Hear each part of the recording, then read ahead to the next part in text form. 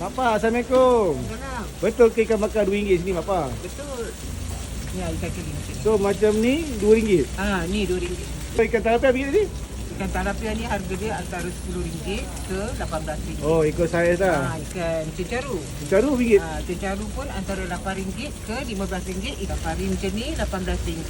Ya, kembung pun ikut saiz juga. Kalau saiz comel macam ni murah je RM6. Resepi kami lah ada utara. Lepas tu Bengkok eh. RM1 bengkok eh. RM10. Ini bagi ekor RM15. Ekor RM15. Ekor Kalau badan?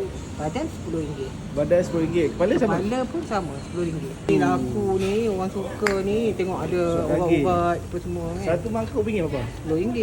Macam ni ayam kampung kita jual RM10. Ayam kampung RM10 eh. Hari ni kita ada kerabu kerang kerabu kerang. Kerabu kerang. Ni macam ni RM4. Dia kerabu mangga dia biasa lah kan. Tapi memang hari-hari kena ada. Yang ni pun kita ambil antara RM3 ke RM4. Ni Satu ikat bila ni? satu ikat RM1 je. RM1 saja. RM1 je. Baik. Sama juga RM1. Semua RM1. Kecil ni Mak Pa kira biji lah.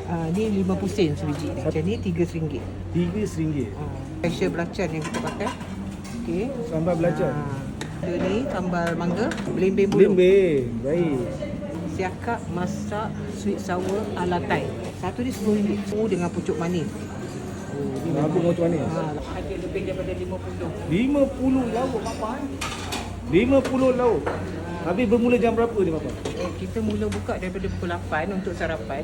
Lepas tu sambung terus untuk makan tengah hari. Lepas tu sambung terus untuk makan nasi tomato belah malam sampai pukul 11. Oh, mana lauk campur ni tengah hari sajalah. Tengah hari sampai pukul 4.30. Sampai 4.30. Lepas tu pukul 5 kita start nasi tomato.